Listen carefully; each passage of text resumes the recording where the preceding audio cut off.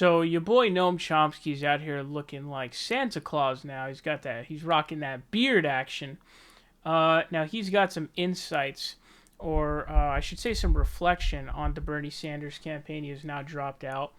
And he is going to talk about how even though a lot of people are saying that the Bernie campaign failed, in his view, the Bernie Sanders campaign was actually an extraordinary success. Go ahead and check this out. It's common to say now that the Sanders campaign failed. I think that's a mistake. I think it was an extraordinary success, completely shifted the arena of debate and discussion. Issues that were unthinkable a couple of years ago are now right in the middle of attention. The worst crime he committed in the eyes of the establishment is not the policies proposing. It's the fact that he was able to inspire popular movements which had already been developing, Occupy, Black Lives Matter, many others, and turn them into an activist movement which doesn't just show up every couple of years to push a lever and then go home, but applies constant pressure, constant activism, and so on.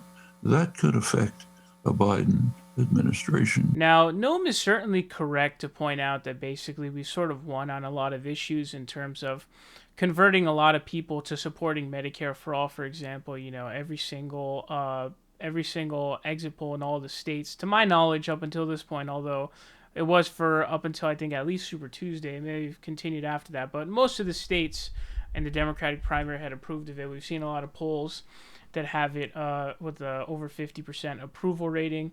And so he's definitely right about that stuff. A lot of that stuff is sort of changed people when it comes to the poll numbers. And the poll numbers have been pretty good when you go issue by issue for Bernie Sanders in the first place. He's definitely correct about that.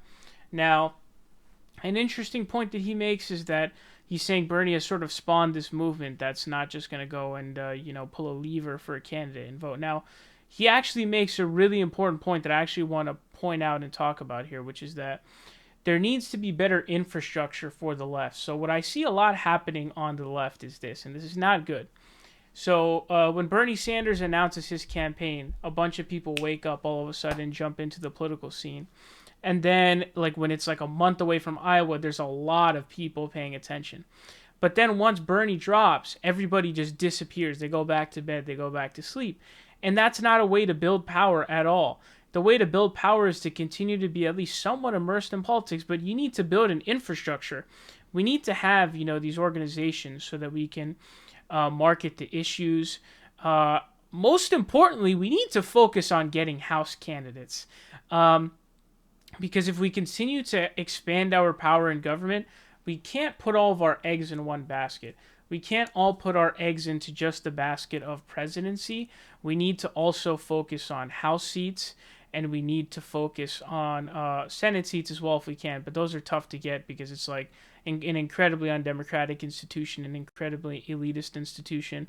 But the House seats are more realistic. So candidates need to run 2 or 3 times. Like Jessica Cisneros, for example, lost, but she came within a couple of percentage points, and I guarantee you if she runs again next time, and actually she would have won if Bernie and AOC had helped her. They didn't. But she'll definitely win next time. Marie Newman, beat Dan Lipinski, he's been there for 8 terms, 16 years. So hopefully she pulls out the general election. There's still a lot of states to vote, so please support your progressive candidate in your area. We really need to support them, okay, because that's really where we can go. The strategy from here on out should basically be to build an infrastructure, have progressive representation in Congress, and then really sort of flex and grow our movement. That's the best way we can do. Then 2024, we try to get our guy or girl, or pick, whoever the best pick is. We have to sort of decide that. We choose our person, and then that person runs in 2024, and hopefully we pick it up. And then we just kind of keep going with that sort of momentum. But I think that with him saying that already exists, I don't agree with that. I actually don't think that currently exists. I saw a similar thing happen in 2016. There was somewhat infrastructure left, but I feel like for the most part it kind of didn't really exist very much. But it's definitely something that needs to be built. okay, that needs to be built up for there to really be a sort of movement, a progressive movement. But if everybody just comes in for the election when a progressive is running and then disappears, well then you're not going to have that. And that's been a big weakness for the real left in the United States. So hopefully that's something that will change. But Noam Chomsky is definitely on point that he sort of changed the arena of discussion. AOC had a pretty big part in that as well, with her 90% marginal tax rate.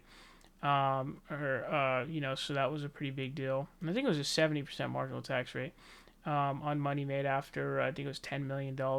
So, a lot of things pushing the debate forward for sure. So he's definitely got a point there, but we really need to build an infrastructure to get more candidates because otherwise we're kind of going to get swamped by, moneyed interests. But definitely making a good point from Mr. Noam Chomsky.